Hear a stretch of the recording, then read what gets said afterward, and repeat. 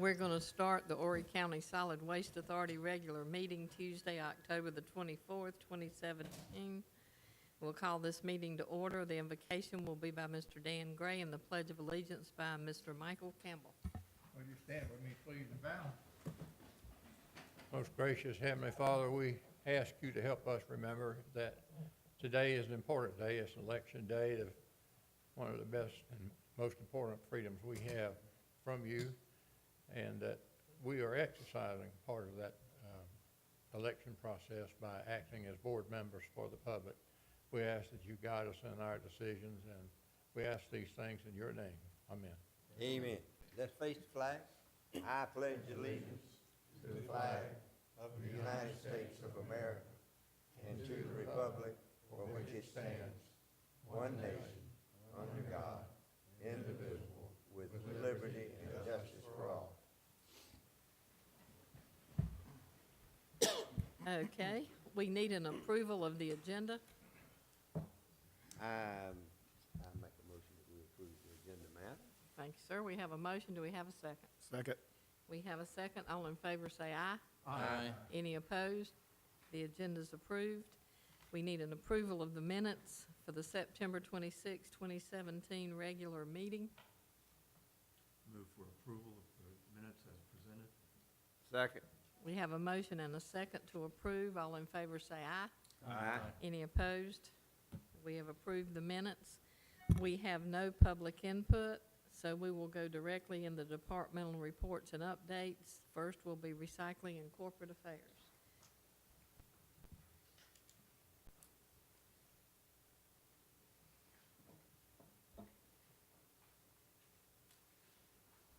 Good afternoon. Good afternoon. Hello. My report begins on page 13. We're going to begin with an update on this Saturday's Horry County Community Cleanup. I think it was a great time had by all, even those who are out there cleaning up. Solid Waste Authority did host the after party. I did pull a couple of pictures up just to kind of, they're hard to see. I know Mr. Knight bought some of the pictures, hard copy in to the meeting tonight, much easier to see. But just want to bring a couple of pictures. Mr. Chris Calhoun, our landfill supervisor, he was gracious enough to run oh gosh, it went away. The drone. I told Nanny I wanted one. He said, we have one. Anyway, to run the drone and take some shots. This first shot is a shot just when we had just got here just about on Saturday morning, just getting set up pretty good. Not many cars in the parking lot, just primarily staff cars, Horry County staff, our staff. This picture you cannot see well here, but down here in this little bottom area right there, there are two people looking up at the drone. One's Cecil Terry, one's Danny Knight. They were waving. You can really see them in the pictures that Danny has at the table. But this is just another shot early that morning. You can see here was the main tent for volunteers to come and enjoy lunch after the cleanup. Food tent was here. Keep Horry County, Horry County government had their table there, and Keep Horry County Beautiful tent there. That's our tent there. You see there's no one here at the moment. But this shot, which was a little bit later in the day after things got started, you'll see in this area, Parks and Rec set up a few games. Horry County Police and Horry County Fire had this area here pretty well intact. And right here, it's hard to see, but there were 3 dumpsters there. One dumpster was allocated to MSW, one to recycling, and one was just our overflow if we needed space for any other items. And it's hard to see there, but that's where the vehicles would come in, stop here. Nancy Tyndall with Horry County Planning would actually count the bags and what district they came from, because they do have to determine a winner for council districts. This here is one of the last shots of the day. You can see we actually have a good many cars here, had some cars lined up over here. Not as many volunteers as we anticipated or planned for. However, we did have enough of a crowd that said we had a little crowd. And it's hard to see again here, but you can almost see that one of these containers is just about completely full. Totals, well, let me show you my last picture. It's Mr. Bo Ives, who acts as chairman for Keep Horry County Beautiful during the awards ceremony. It's Miss April O'Leary, Greg Sponseller, Betty Goff. They're all board members with Keep Horry County Beautiful. And then Timmy Williams from the city of Conway was receiving the Achievement in Waste Reduction Award. A great time had by all. Tonnages, I did get the information from Mr. Cannon this morning. Between what was bought here and then what the city of Conway bought in yesterday, there was 2.3 tons of MSW collected during the event, almost a half a ton of recyclables, and 0.29 tons of C&D waste. I know that sounds odd, but they picked up this great big barrel and a tire and some other stuff that we wouldn't normally put in an MSW landfill. So, again, I think everything went well. I don't know if Mr. Bowe wants to have anything to say about the event. I just wanted to say to Danny and to Mike, you. Mike. But microphone. I just want to say to Danny and to you how proud I was of the staff, the job that you did. The site looked wonderful. You were ready, and I wish that there was a larger crowd to enjoying what we set up on Saturday. But thank you so much for the hard work that you did, and thank you for hosting the after party. It was a terrific event. Thank you. My laptop went away. The next update I want to give you is on the McDowell Recycling Center. What month am I in? I'm in October. September 30th, we opened the new center to the happiness of many, many, many people in that community.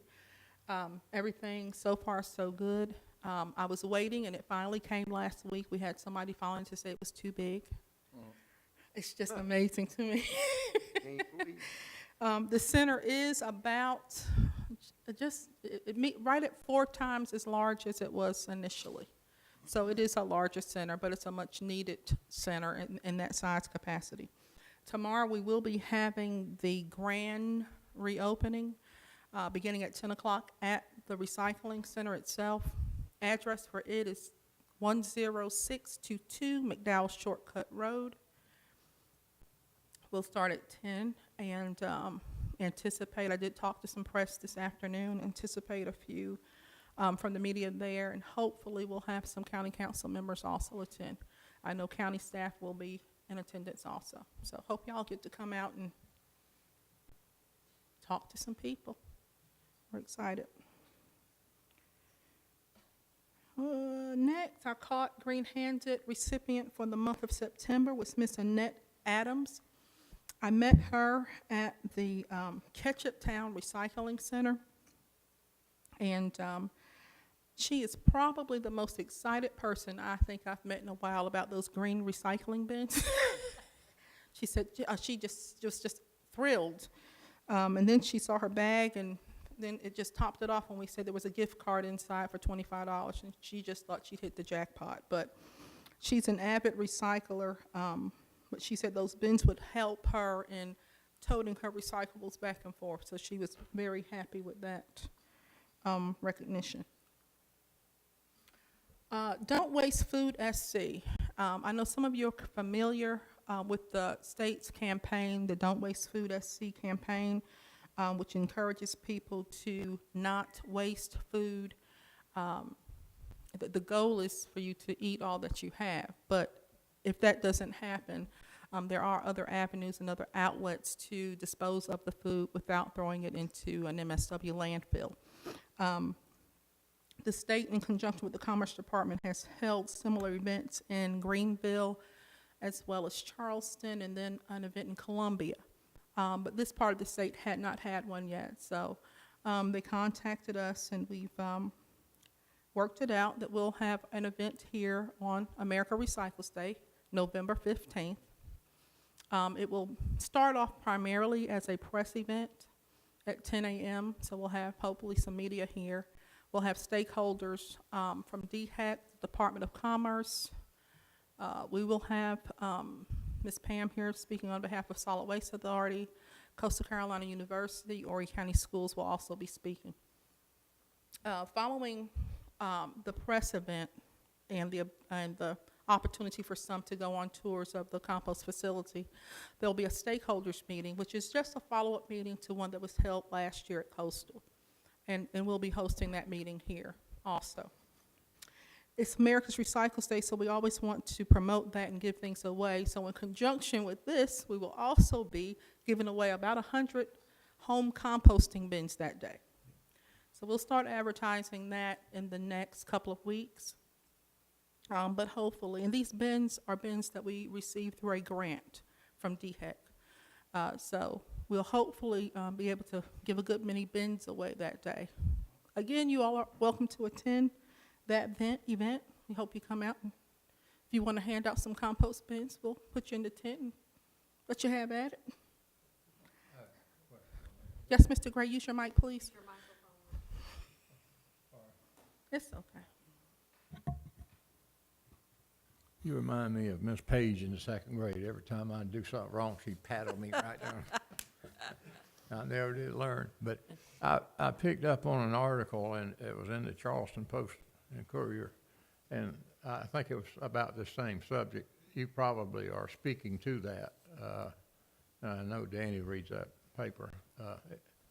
I'm sorry I forgot to bring it over, but you think that's what it was, an environmental event dealing with food waste and composting, and so you're already hooked up into it. Yes, sir. Great, thank you. The last. Ms. Esther, Yes, sir. do you recall the date that we're going to be at the Coastal Carolina University for their football game? It's the first Saturday in December. I believe that's December 2nd. I think it was December 2nd. I think we're also sharing that event with Don't Waste Food. I know one of the things that's going on that day at Coastal is also the Green Power campaign with Santee Cooper, and we've partnered with them. And you'll see, if you're a Santee Cooper customer, you may have already seen our mascot Bruce and Chauncey in some publications in Santee Cooper promoting that day coming up in December. Thank you. Lastly, just a reminder, our annual employee dinner is November the 3rd, Friday, November 3rd at 7 p.m. at Cherry Hill Missionary Baptist Church. It's not me. Hope you all are able, I think most of you have RSVP'd already, but I just want to remind you, I don't want you to be late or miss out. Did you say Wednesday, November 3rd? Friday, November 3rd, 7 p.m. Any questions?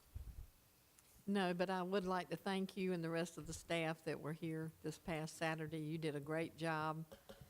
It was tough with the cleanup, getting it put out. It was warm, so I appreciate all of y'all being here that were on the staff. And Mr. Calhoun, you did an excellent job.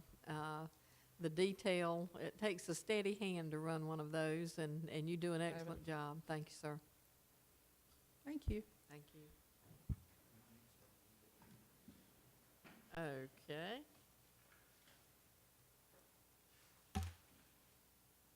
Operations and planning. Good afternoon. Mr. Wayne, are you taking Mr. Bill's place? I'm taking Mr. Bill's place. He's out of town this week. Well, it's good to see you. Thank you, sir. We start on page 20. Just a couple updates. October the 6th, we started a third lift in Phase 1 piggyback of Subtitle D. October the 13th, we had our DHEC inspection. Everything was real good. As Bill says, straight A's. The only thing that she marked was some litter, but under control. We had the driver of the month. Driver and operator of the month was Frank Pacione. Been with us for 21 years. Started out, hadn't done nothing but wash dishes when we hired him 21 years ago, and actually one of the best operators we have on the landfill for compactors. So he well deserved that. And our recycler of the month was Edward Eduardo. Great guy. Cooperation with the Scale House. Also, he does a great job in recycling carpet and padding. When he comes in regularly, a couple of times a day. Also, a hazardous waste, we had our first pickup, October the 3rd. We disposed of 27,000 pound of paint, 3,700 pounds of batteries. That was the most of overall disposal. We done a total of 37,235 pounds of recyclable material and hazardous waste. Any questions? Has there been appreciable increase since we've been open every Saturday? A little.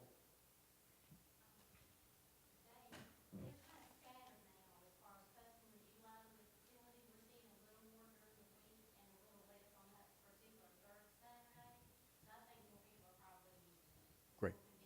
More convenient. Yeah, yes. they're actually, the word's getting out that they're actually coming 6 days a week now, to recycle. So, I think eventually it'll pick up a lot. I know that's an awful lot of extra work for that area, and your group, but as you can see, the kinds of toxins that we're keeping out of the landfill and what you're doing with that is great, and we really do appreciate the extra work you're doing. Yeah. That's for sure, and I also want to tell the rest of the board, DHEC changed the way they graded landfills. So for us, for you and your group and Bill Hillen's group to get the A's on everything, you have done an excellent job and stepped up, and I really appreciate that. Yeah, a lot of Thank you. people, when I say batteries, people think of car batteries, but I think mostly what we get is flashlight batteries, hearing aid batteries, and stuff of that. So there's a lot of work goes into batteries. Yep, an awful lot. Yeah, thank you. Thank you. Finance and Administration.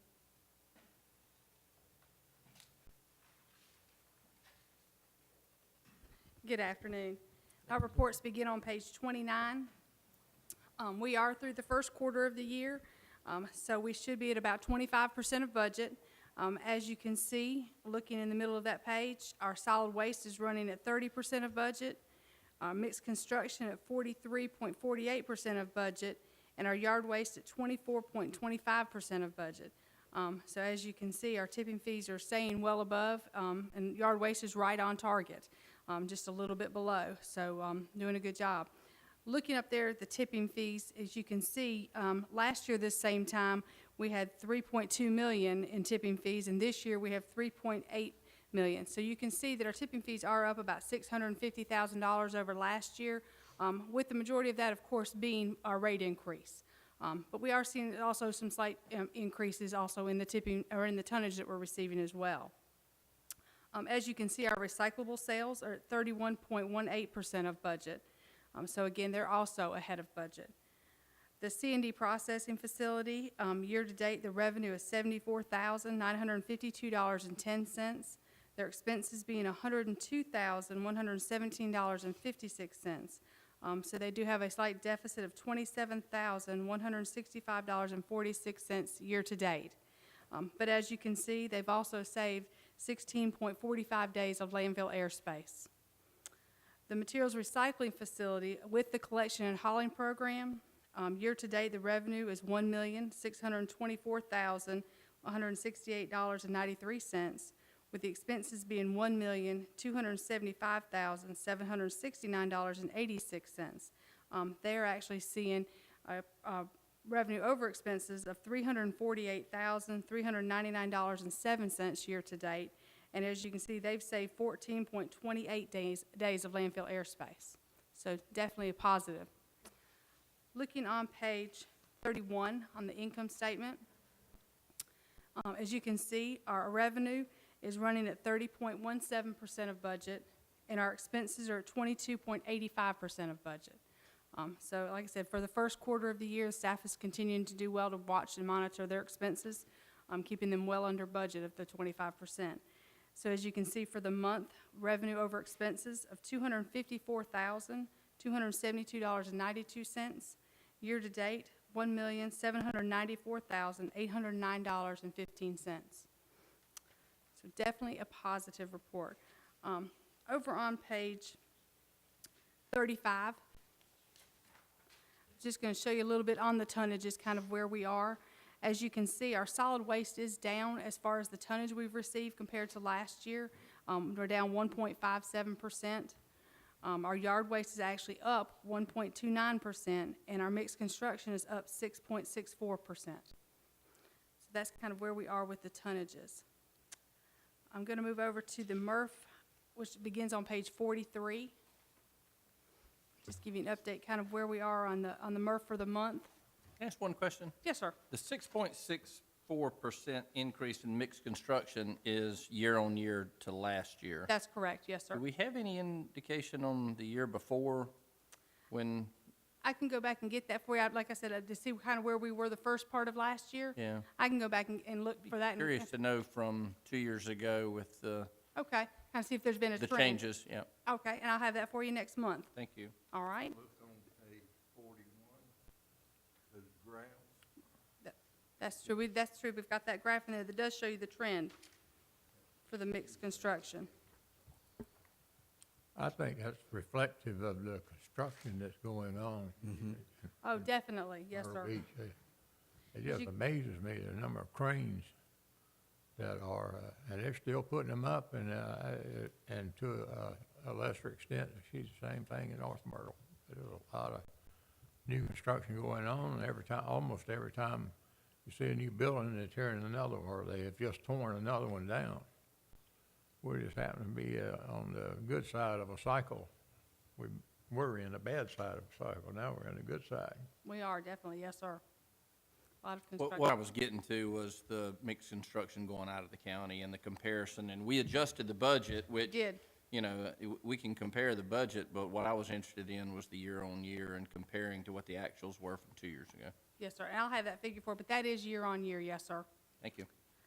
On page 43, looking at the MRF analysis, like I said, last month we had a good month, but it was down a little bit, where we're seeing also that trend again this month as well.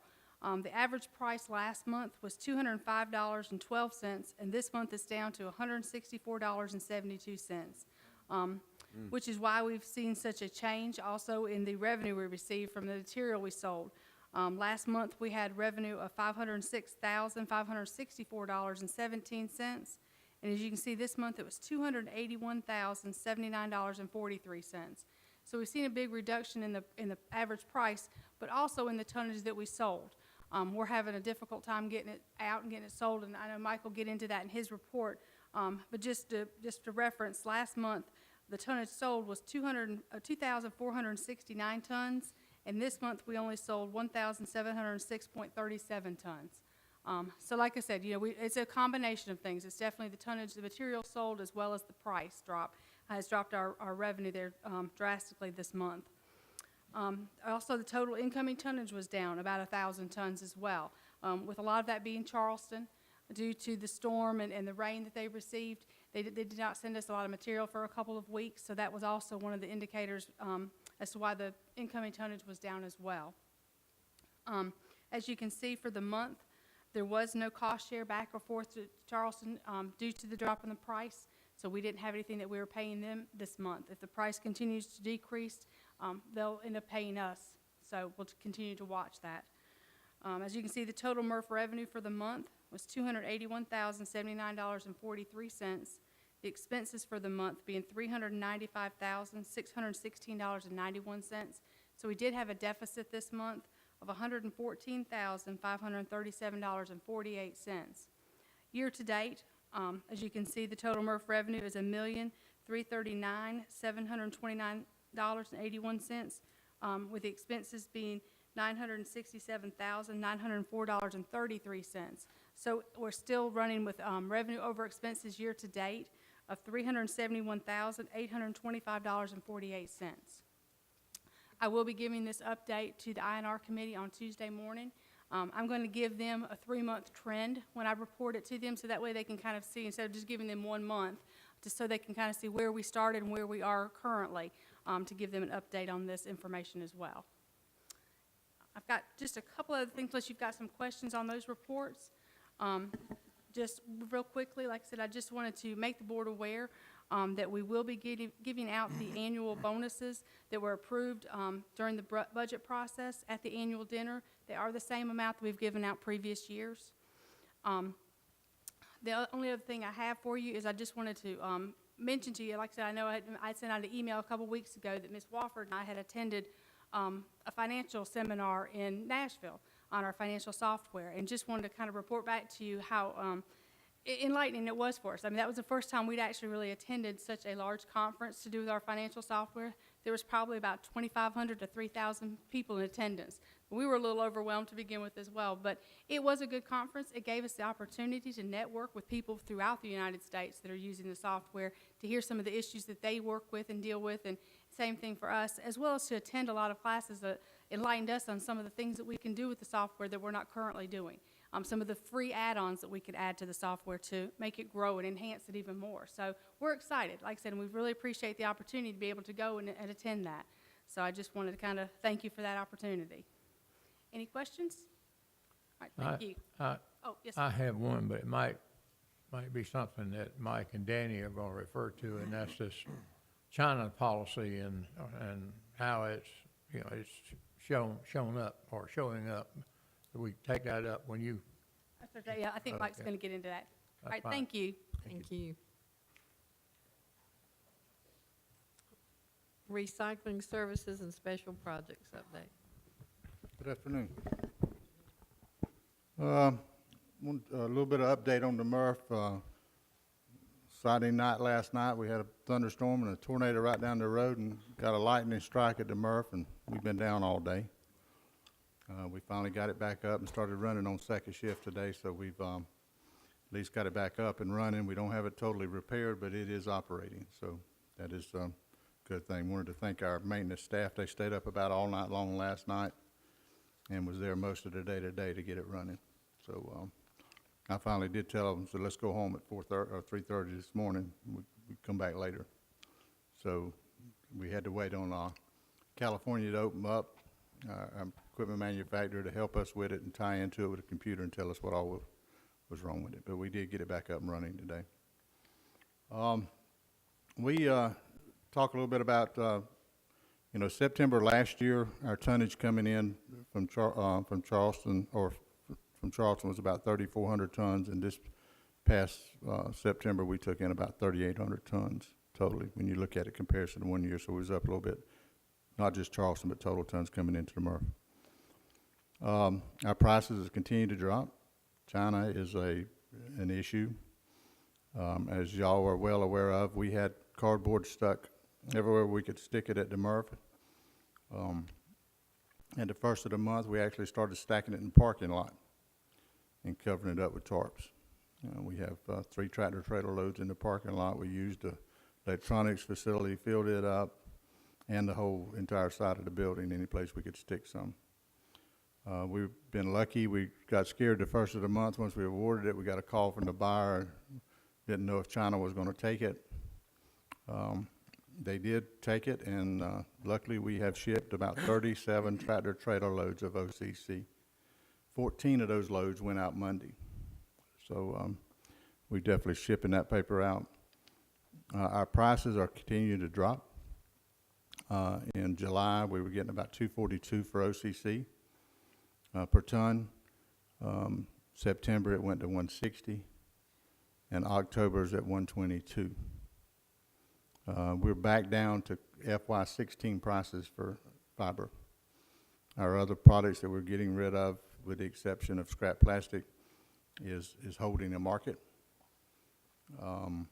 We did find a market for part of our scrap plastic this past month that we couldn't get rid of. We had to take it and resort it, but we couldn't get rid of it at all, which we have it stacked out in the parking lot, and was able to sell some of it for $40 a ton And they also told us if we clear it up and process it a little bit better, we'd get about 240 a ton next time. So we're definitely making sure we separate that when possible. When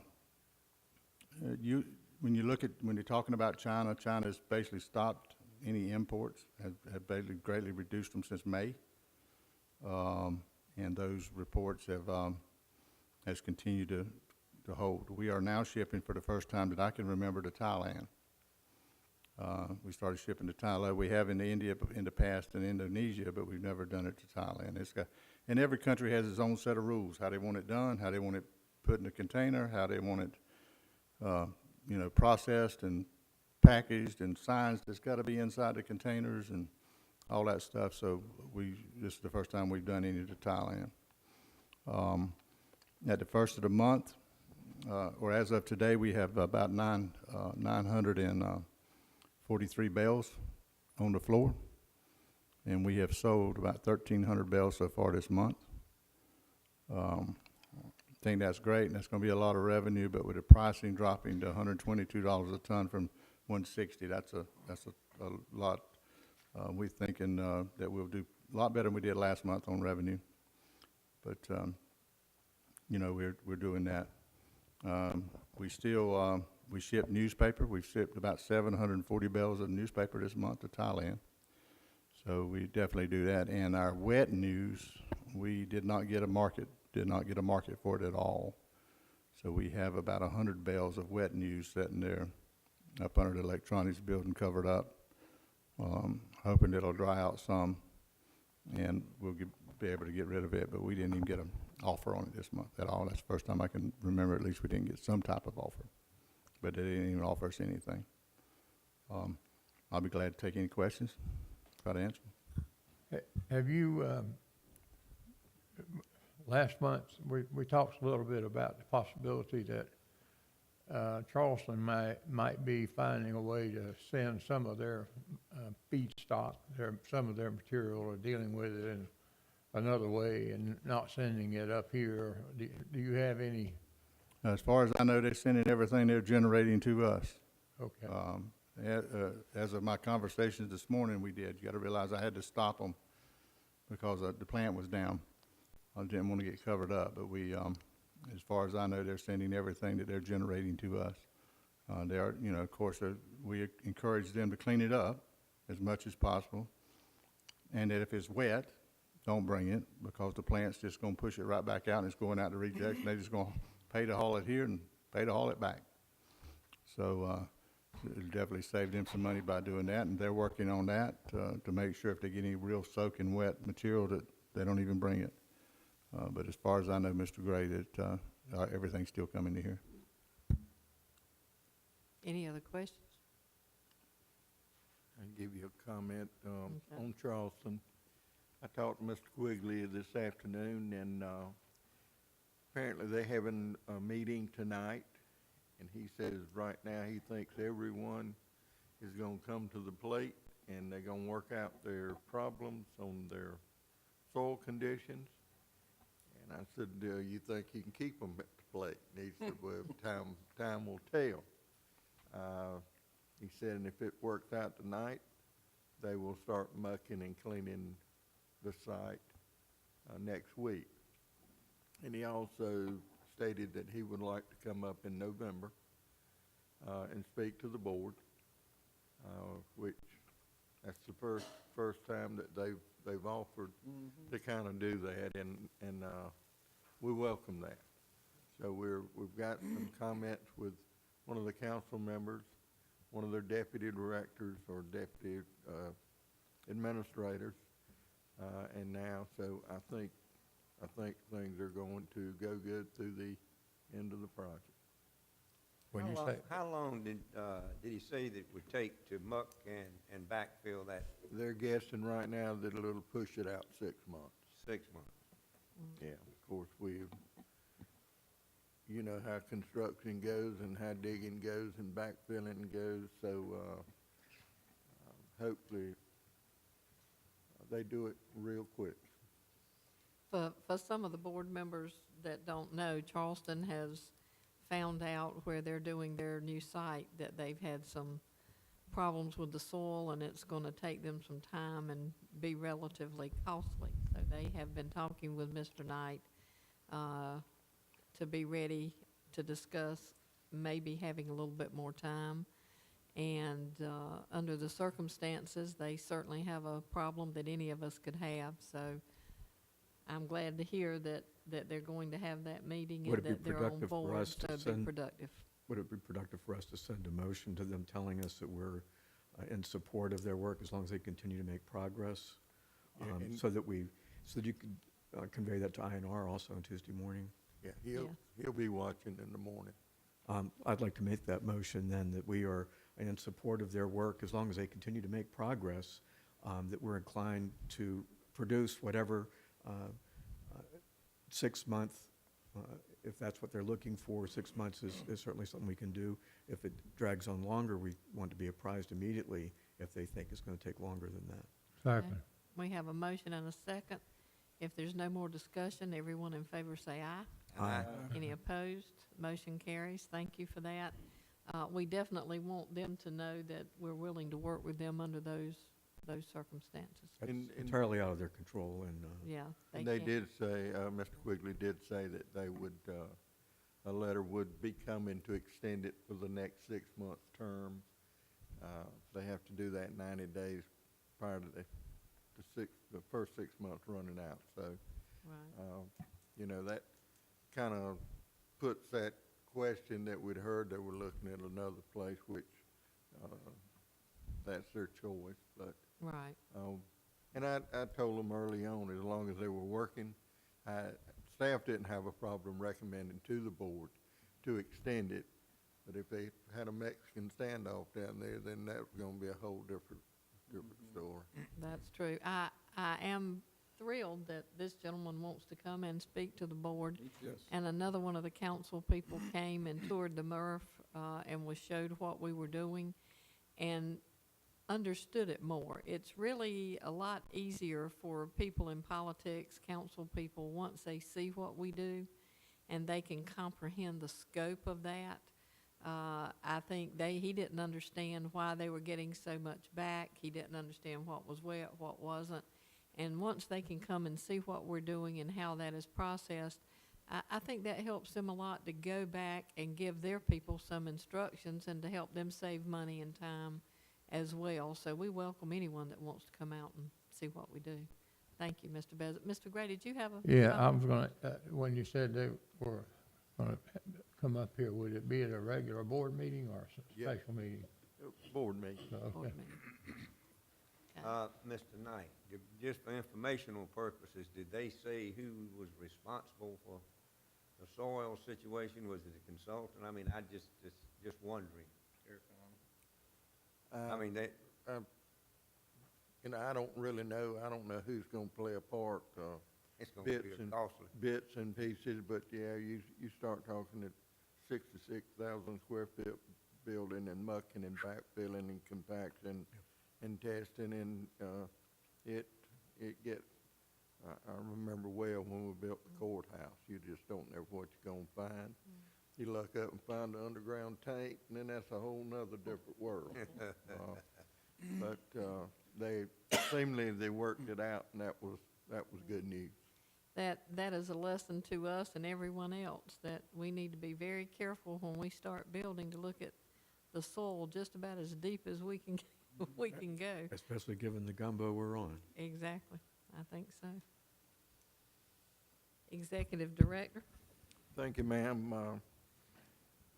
We're talking about the solid waste management plan. State law says we will upgrade our plan every 3 years, and it seems like it was just months ago that we did it. But we've gotten word back from all the governmental agencies who they want to serve on the committee this year. We put the proposals out for professional help on it. We selected HCR to do the work. They did the last one. They did our fee study, which all this ties together, and they've got a whole lot of information on it. So the price was, I thought, extremely good price. we met with them this morning, and we're in the process now of setting up the first meeting with the committee. And once we set that first meeting, then it'll be up to the committee to set their schedules and move on. But we certainly want to look at different things in this year. This one will be a very important rewrite, an upgrade. There's a lot of things that is in the works through our country and the world, problems with certain products that we've talked about, the recyclables. It's one thing to collect them and put them in a pretty box or container, and then you can't get rid of them. So it's going to be a worldwide, everybody's got a pitch in situation. But what we put together in the plan, we want to be able to grade it, maybe come back mid-year, end-year, and look at where we stand with the players. And I think in this plan, we've always said that this is not the Horry County Solid Waste Authority plan. This is a county-wide plan, the Horry County-wide plan, including the incorporated, the cities. They stand on their own. So in the plan, we're hoping that these goals and the objectives that we talk about, each mayor will take ownership in it. And we've been told that through the fee study that they want to be part of it and understand it more, and some of them are doing that. So we will, once we get the first schedule, we will certainly get it. As it was discussed in this board meeting last time, we'll send the invitations to all the council members, including the staff, where everyone's aware of the schedule. And of course, they're open meetings. We've got to send it to the press and advertise them just like we do our meetings. So we hope the room's full when we start through the discussions and setting these parameters for the future. But once we get the first meeting, and that'll be sometimes in the 1st of November, because our goal is to have it finished by the end of January. And once we get it finished in January, then we'll start the resolution process with the governmental agencies. So it's a long process to get through at best. So we'll keep you posted. Any How many questions? meetings do we normally take? I think we schedule about five different meetings. We'll have 2 or 3 workshops with the committee. Then we'll have a meeting with the mayors, the elected officials. They come out and hear it. Then we'll take it to the board and to county council. So there will be plenty of opportunity to speak and to listen to the information. Oh, but the process is the committee that you talked about will meet and produce a product, and then it comes to us, and then we take it to council. Yes, sir. Yeah. Now, it's our intention to try to get everyone to the workshops instead of taking the individual presentations to each governmental agency. They'll have representatives on the committee, and they're able to come. So we're going to push for good attendance. That would be good. Instead, if you can take 8 meetings, cut it to 1, still meet all the That's right. requirements. That Right. takes a lot of time, money, energy, and effort. Yeah. Money and time. Money Yeah. and time. And we would like to do that. So we are going to be notifying all of the council people, mayors, everyone and the staff, so that they can at least look. We're going to have a schedule of all of these meetings, and hopefully everyone can come to one of them or some of those to get the information and to give us the input they want, as well as the public. And we can come to 1 or 2 if we want to, too. You can come to all of them, please. Well, I ain't gonna go to that meeting. Because Oh. now this committee is not this board's committee. This committee is the county representative board made up of the governmental agencies, the private haulers, the recyclers, the environmentalists and community. So, by law, they're all touched and, the membership will be there. Bo will have to come off. He was on it last year, so he'll have to come off. Somebody will replace him on it. But, and this is a county-wide, issue, and it'll be a county-wide, product when we finish. I think the cities are more interested in what's going on with this study than they have been in the past. I mean, it's an important situation here. We're trying to decide what we're gonna do for the next number of years, and It's set up for, shoot for 20 years, but we have to do it every 3 years, upgrade it, so Right. it is very important. They've got a lot at issue with it. Like Mr. Gray says, when he gets his water bill, it reminds him of just how important it is to everyone. So, we're gonna push to have good attendance. Thank you. Thank you. Okay, committee reports. We'll start with recycling and corporate affairs. Good afternoon. We did meet on October 12th. All committee members was there. We only had one item on the agenda, that was the WasteCom conference.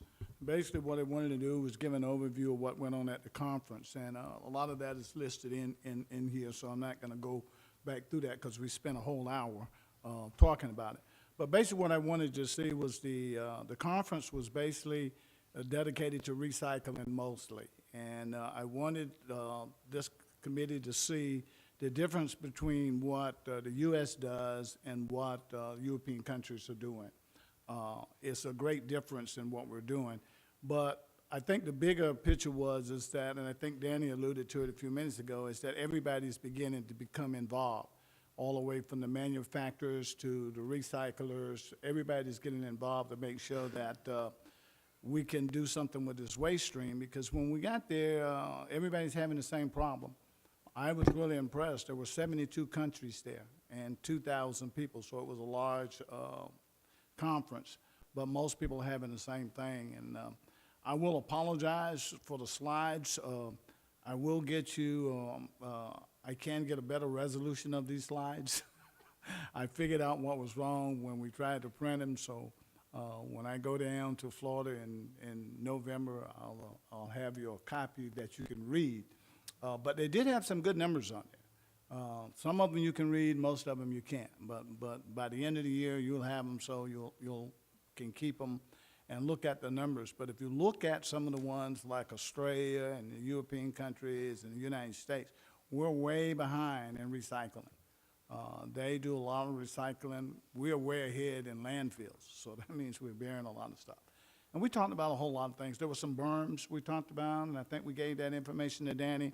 I brought back the 4th edition of the thing that had a lot of good questions in and gave that to Danny. So I think we got a lot of good information out of it, and I was not by any means an expert on the slides. Most of them spoke for themselves. And so with that, I'll get you a good copy, and you can muddle through the ones in here. If you have any questions, you can ask Pam.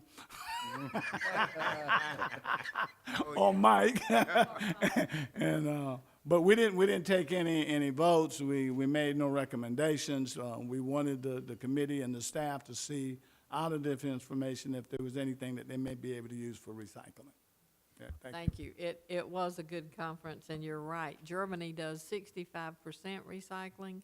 The United States does 35. We should be embarrassed, and one of Have the a lot reasons less land. Germany does it Running by out of land. necessity. One day in the future, we'll do it by necessity. It would be nice if we could start doing quite a bit better now, so that we wouldn't have to wait until 50, 60, 70 years from now and our children have a problem and have to do it by necessity. We should step up and do better, in my opinion. Yeah.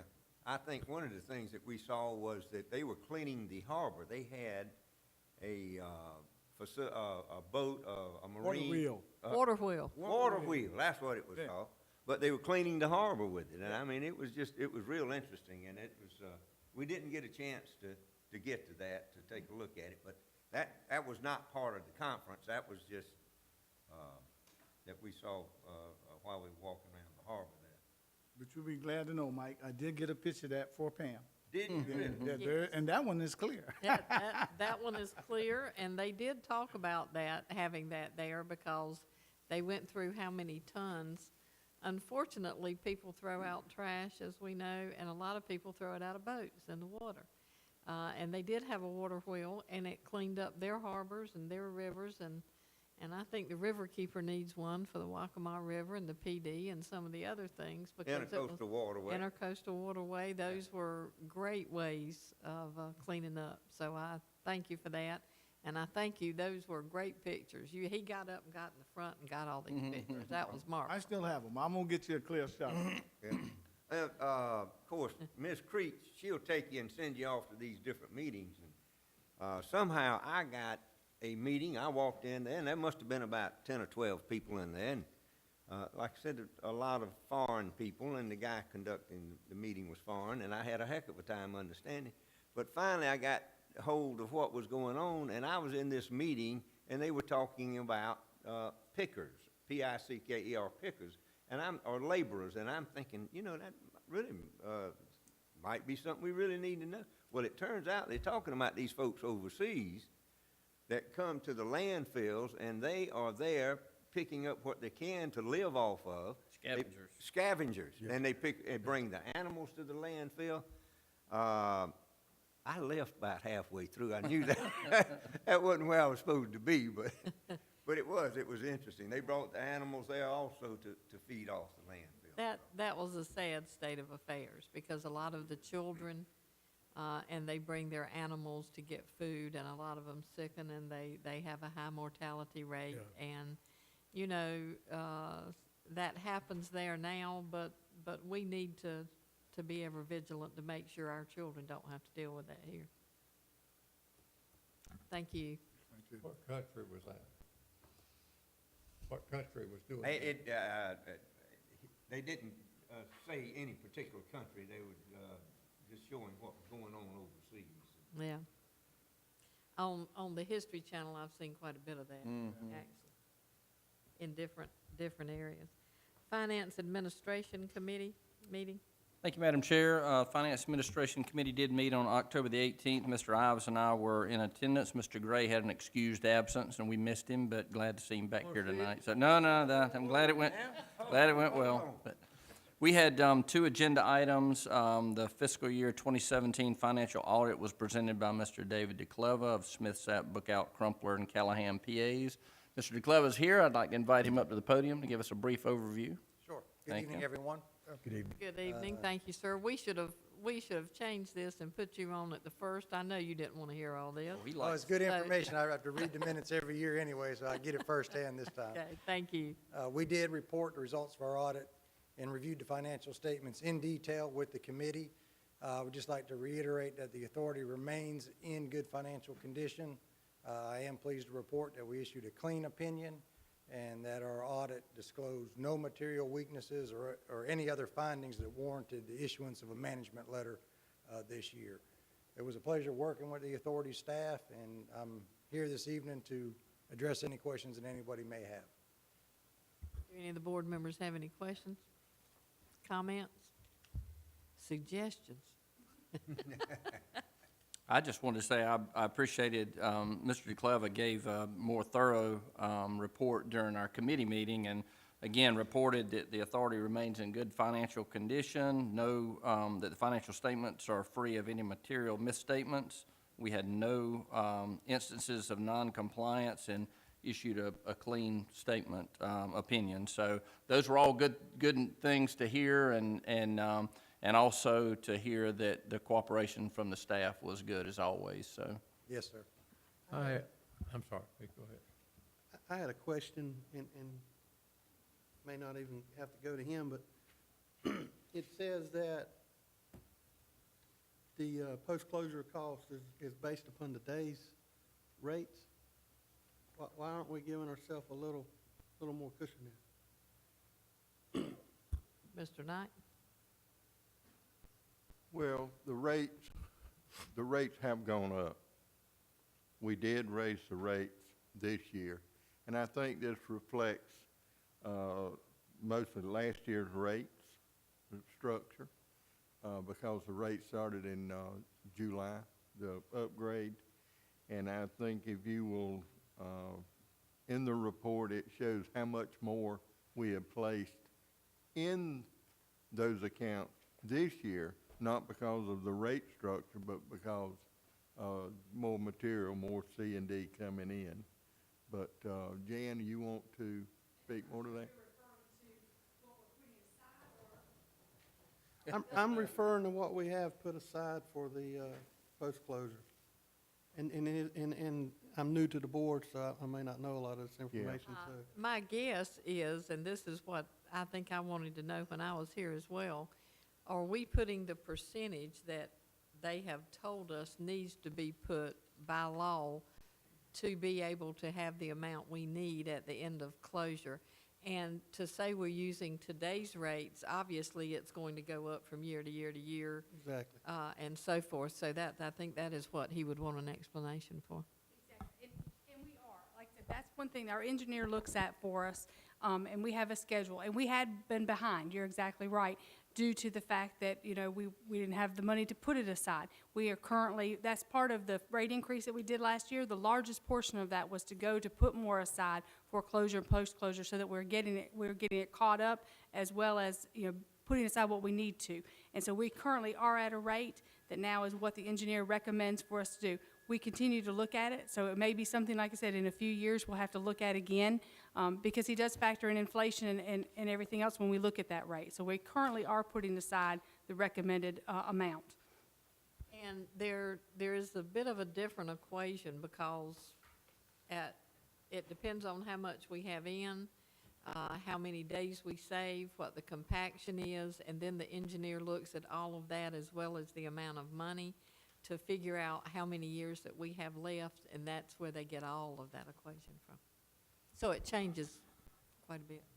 Okay, thank you. I had a question that goes to this same issue, that at some point in time, you know, we just got a rate increase. It hadn't had time yet to kick in. But at some point in time, we should take it into staff's knowledge and also engineer's knowledge and your knowledge. You should be able to stand there and say, well, as near as we can figure out, we got enough money to do all that we need to do in terms of closure and post-closure and current operations. And then we can start looking at, well, okay, we got this, I hate to use the phrase extra money, but we find a good use for it. But the number one thing we would be able to say to anybody on county council or wherever, well, we got it covered. Yeah, I sure don't want to say anything about extra money to them people. But there are some projects that we have in mind that are WPA type projects that I don't want to go too far with that, but you see where I'm going, that that was part of the, some of it was related to, we could see a deficit spending curve. Well, we got that cured, but we should be able to catch up, and that's what we've been saying. And you'll be able to tell us. I see Jan nodding her head. You'll be able to tell us, well, we got there, and including the freeboard that we were talking about, we got there. Yes, sir. The authority is continuing the policy to fund for those future costs for closure and post-closure. And I believe currently is on track to have those obligations funded. Have you met our engineer? I have. Yeah, okay. Good to have that interpersonal relationship. He is a professional, and so are you, and so is Jan, certainly Danny and Mike are. I can't think of a better team to, if they all got their heads together and say, well, we good, that's all I would need to know. Yes, sir. Thank you. I would hazard to say that we're one of the few governmental organizations that does have everything we need to be in order and have our monetary obligations up to date. And I second that. thank you. I appreciate the board members in the past and the staff in the past setting those policies. We have continued that, and I hope it continues in the future because I think that's the best thing for the taxpayer and for this organization. And I think we're probably one of the only organizations that has the money for the retirement benefits, and we caught that up over a 3-year span, so we're up to date on that also. That's extremely important. I just read that the state of South Carolina is 7th in the nation in underfunded reserves. And at the opposite extreme is North Carolina, which is 3rd from the top at 90-some percentile. And the unfunded reserves are equivalent to $27,100 per individual in South Carolina. Yeah. That's how unfunded our state reserves are. And since we participate in the state program, it's really important that we fund the additional reserves required to meet our obligations. I know where they'll go. They'll go to places like us, but you say North Carolina's sister state is in the 97th percentile. Yes, and we're near the bottom, 7th from the bottom. And that shouldn't be. And it's because we've over-projected, used rates of return that are unrealistic in our calculations. Well, we started protecting teachers, trying to keep teachers. The next thing you knew, that thing blossomed out. And that's a whole nother political subject. Well, when Gatsby came up with this thing, everybody in government said some very bad things about Gatsby because they said, you had to catch the money up. Even though somebody was going to retire in 15 years, it had to be in the kitty. So it was tough catching up, and some haven't done that. Any other questions for Mr. DeCleva? If there are none, the committee voted to recommend to the full board that we adopt the fiscal year 2017 audit as prepared by Smith, Sapp, Bookout, Crumpler, and Callahan PAs, and I'll put that in the form of a motion. I second. We have a motion and a second. If there's no more discussion, everyone in favor say aye. Aye. Any nays? Motion carries. Thank you, sir, very much. Thanks for being here, and thanks for the great job. We appreciate the opportunity as All well. right. Thank you. Have a good night. Thank you, you Thank too. The second item on our agenda for the Finance Administration Committee was the MRF update. You've already heard that the prices dropped on the materials, the incoming materials dropped, the outgoing materials dropped. Other than that, everything's rosy. We did have a deficit for the month, but year-to-date, we're still operating at a profit, and I was glad to hear that the machinery got repaired and back up and running. And we also heard that Charleston's probably going to ask for a 6-month extension on the contract, which we think is in everybody's best interest to cooperate and do that. I got a suggestion Yes, on sir. the storage problem, something we do. We actually buy the trailers and use them as storage. So like, if Mike bought a few box trailers and had them set up with, full of cardboard or full of whatever he's looking to recycle, and then the time the market turns, he can have them out in 24 hours. We found that as a cheap alternative in my business as storage, and then whenever we need to carry our material to a job site, we're able to hook to that trailer and go. Yeah, I mean, you can buy those trailers really inexpensive. What kind of money you talking about, Sam, on those trailers? Do you recall? The ones we're buying on the low end, which is, under $4,000 a piece. Right. But they are, Weather tight. Yeah, weather tight, got Yeah. road ready tires, everything. but they are road ready. Oh, yeah. I mean, you hook to them and go. I mean, you don't. Yeah. Yeah. Yeah. So you load it one time, you don't have to unload it. So you buying a trailer that's, you can put it on the road, hook to it and put it on the road. That's correct. Okay. yeah. He can have 10 trailers out there, just have him a small budget and, Yeah. Your response, Mike? Think that'll work? That's a good suggestion. then you don't have your permits and get all your architect and everything else. I mean, I Yeah. don't know what kind of room you got out there to store the trailers. Yeah, we've looked at that, the trailers and stuff, and it, like, Mr. Johnson said, they run anywhere from 4,000 to 5,000 apiece. We would have to unload them because they're in shipping containers when we ship them out, not the trailers. So you'd have to have a place to park them. And we'd also have to have a truck to move them around, get them away from the loading dock, and things like that if we went that route.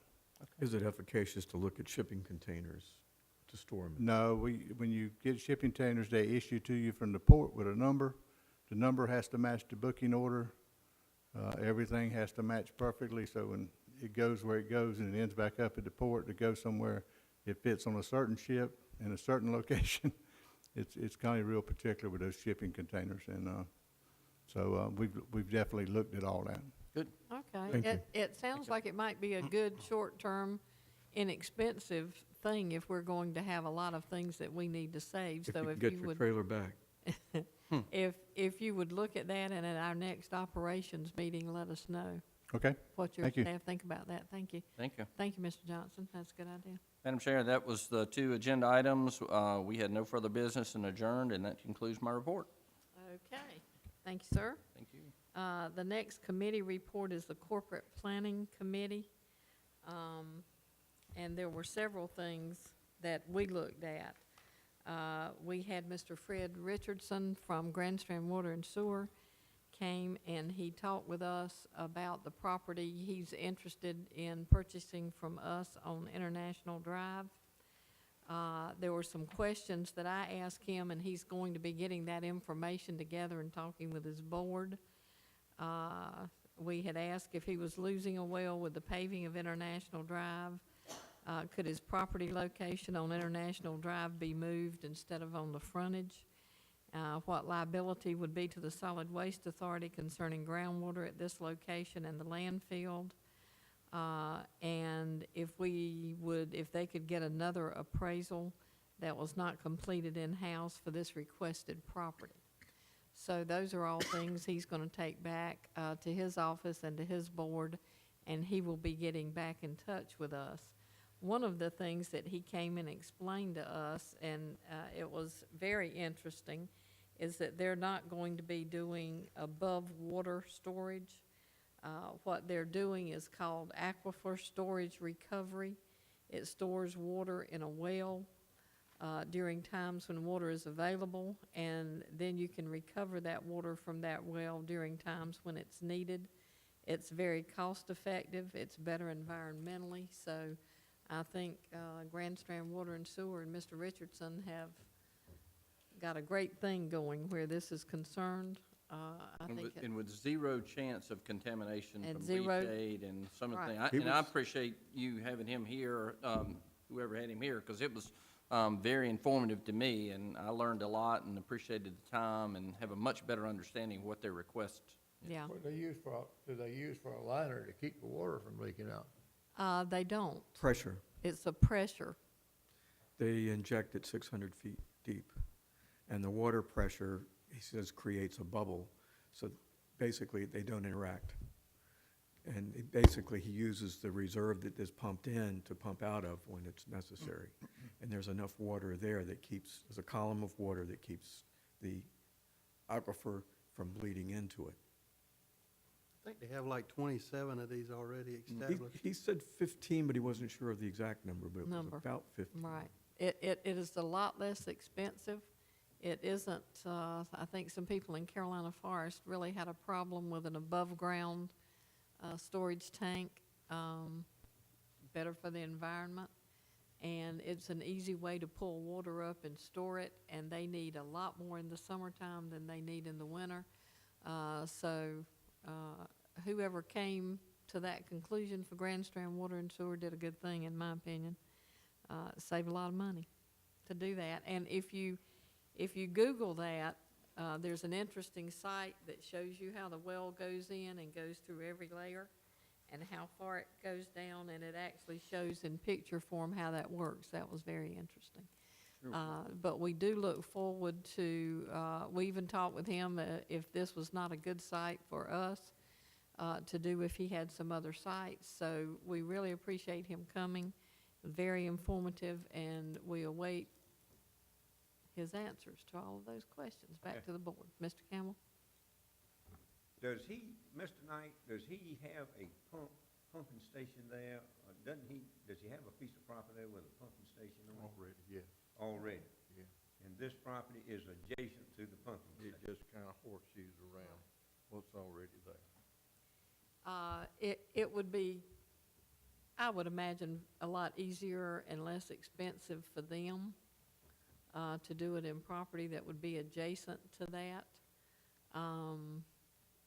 But another thing we talked about was looking at the property that the Solid Waste Authority owns and choosing to look at those appraisals as far as developmental or different ways to look at that as far as property values go. So he's going to get a private estimate on that, and it'll be interesting to see. The other thing we talked about, and before I go to that, Mr. Campbell, did you have something you wanted to say about Grand Strand Water and Sewer or a question? You look No, like you other did. than, I just wanted to know if they had a pump on the property that they got there now, and they do. Okay. And what size, I mean, is it a large pumping station, or is it, They're requesting, they're losing some front right of way right? to the expansion of the road. And they want to put one of these wells in, so they want to horseshoe around the properties there. That they got now? And it's be less than an acre. If they don't get this additional property, I don't think they'll move. So they're gonna be there, but, Talking about moving the pump station? yeah, Yeah, Yeah. but that's what I was asking, how large is the pumping station? Is it a small pumping station, or is it, but to handle the amount of water they're talking about, should be a pretty sizable pumping station, I would think. you know, you pass one going up 90. Hmm. I mean, it's not a large situation. There'd be a pump house. But maybe we can, I'll call them and see where I know there's one up 90. I think there's one at Days Inn, like Mr. He Johnson evidently feels confident he can get the permits required. It is wetland. said. It is. Yeah, okay. And he evidently feels confident he can get a permit for that site, which is one reason why he must have found it attractive. Right. Well, Because I'm gonna that's get- on him, not us, that Right. it's permitted. I'd like to get with you and ride out there and take a look at it, maybe sometime later in the week. Okay. One of the other things we talked about is the Solid Waste Authority deciding to sell property. And we've talked about if we have a need for funds, which I think Mr. Knight was saying at the MRF, we have a need for storage. We have a need to buy property behind where the MRF is for that storage.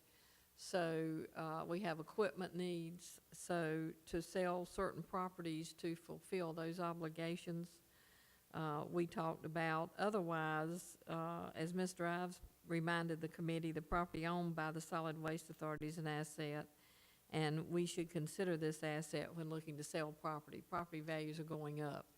If we have a need for the money to continue in the future what we're doing and expand, there would be a reason to do this and to sell properties to do that. If not, it might be more monetarily advantageous to keep the property that we have. So those were things that we discussed. There are different properties that we were looking at, but which property, was it the 701 that we have someone that's interested in? Yes, ma'am. Okay, Across from the state driver's license office, DOT. okay. The So, DOT wants to purchase it? No, it's across from them. It's on 708. It's the side of the old MRF that burned. Correct. Yeah. okay. We've already gotten the update on Charleston County. You've already gotten the update on the solid waste management plan we discussed. The only other thing was the usage of our property. And I hope that you have looked at several pages that we have in here that the staff has put together where we have had different claims of customers walking around coned areas, tripping, how much expense it would be. and different things, that people would be coming in. We have lawsuits going on. We have people that have trespassed on that property with four-wheelers.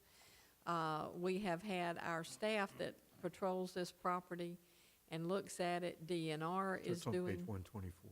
is doing the same thing. We have had a man that was on a four-wheeler pull a gun on our staff. Some of these things are in court as we speak, and I'm not going to go over all of that. But as you can see, there are some serious problems. It is costly in insurance. It is costly in attorneys. It is costly in our staff being accosted like that.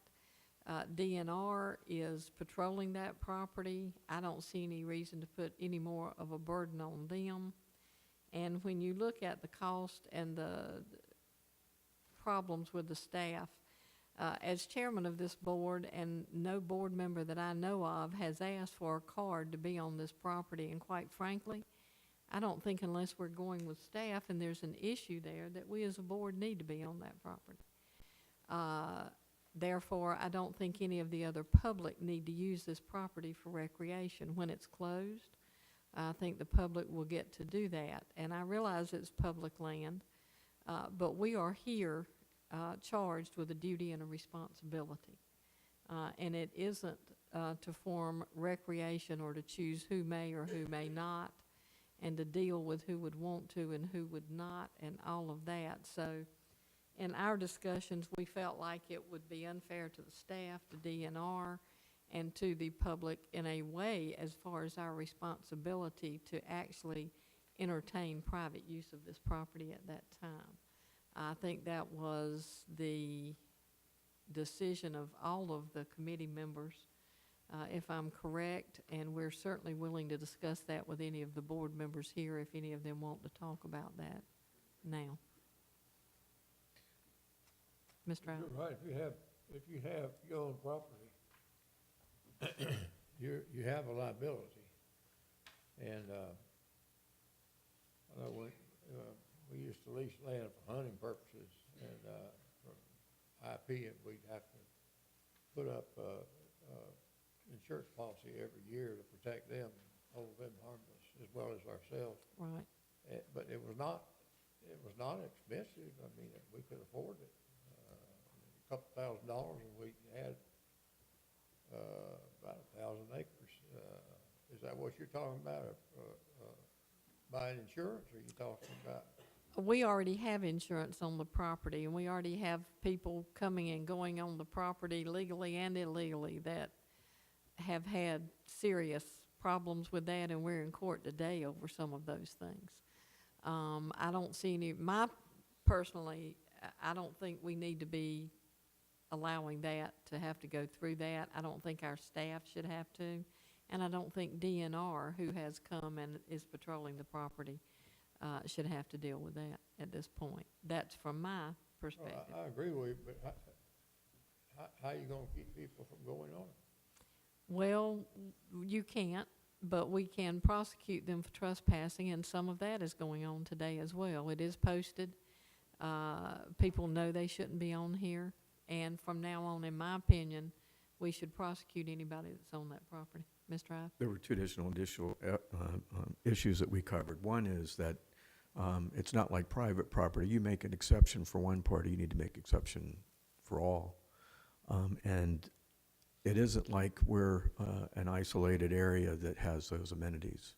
We're surrounded by a 10,000 acre preserve that has access, and it's open to the public, and it's managed by DNR. And then we have a contiguous property that's managed by property owners that have a hunt club on it, and they could negotiate access with that property owner. So it isn't like it's completely unique. There are other alternative sites immediately I adjacent. don't disagree with anything. What's the fix? I mean, how you keep people from going on? Well, you can't ever keep people from going on property. The only thing you can do is patrol it and post it, and then deal with whatever comes up at that time. My thing is this: I don't think we need to be giving out cards to the general public to be able to show that they have access to our property Well, I didn't when know we're we were doing business. that. We're not. We have been asked to. That's what I'm saying is, Let's don't do that. is that we not do that, At that point in time, you got it. you know? You're 100% responsible. That's right. Are there any other comments, Mr. Ives? I'd like to make the motion that the board take the same action the committee recommended, which is to make a policy that we do not grant access to anyone on the basis of recreation, that we stay to our mission, and that our staff is directed to do what's our core mission, and that hopefully we can have DNR assist us in the enforcement of our boundaries. We have a motion and a second. Do we have any discussion, Mr. Knight? We will have that on the next board agenda.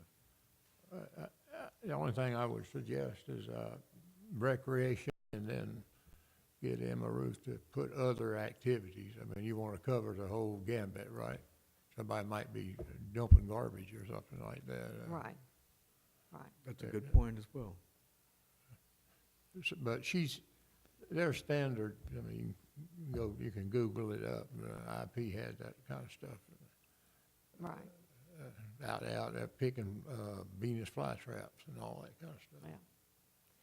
So we have a motion, and this is a motion to ask Mr. Knight to get that together and bring it back to the board to approve. To ask staff to prepare a more Okay. thorough. So we have a motion and a second. Everyone in favor say aye. Aye. Any opposed? Motion carries. Mr. Knight? That is the end of the Corporate Planning Committee meeting. We are not, other than that, we don't ask for any other motions. Is there any old business we need to discuss? Any new business with roundtable discussion that anyone would like to bring up? What time is that banquet on the 3rd of? 7 o'clock? Thank you. 7 o'clock. Okay. We have no executive session, so we can entertain a motion to adjourn. So moved. So moved. We're adjourned. Thank everyone for coming. Thank you. Thank you. You chair a good meeting, ma'am. You come prepared, and you make all the rest of us. Call me ahead of time next time. I'll have my prayer written up like the Presbyterians do. Yeah. I don't need to keep that, so I'm gonna leave that here. Okay, I think everyone, we have lasagna. Oh, right. Right. Sure does. Yeah. We can do that. I like the lasagna. Okay, McDonald's shortcut. Okay. I saw you coming in, I was thinking, how in the world do you stay so slim? You must have metabolism that just burns stuff up quick. You Yeah. watch your diet. Okay. Yeah. Uh-huh. Okay. I love sweet, All right. eat a lot of